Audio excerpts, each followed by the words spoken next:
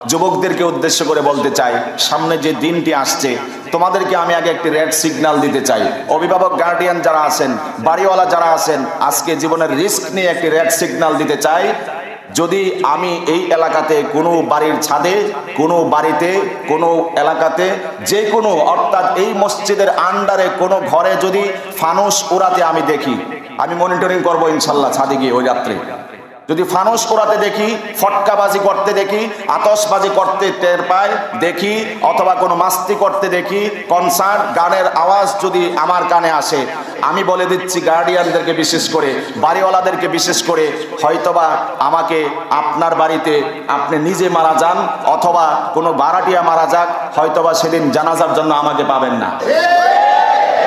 হয়তোবা আপনি 3 দিনের জন্য দাওয়াত খাওয়াইতে নেবেন, হয়তোবা আমি ইকরামকে আপনারা পাবেন না। যারা এই অন্যায়ের সাথে কোনোভাবে রিলেটিভ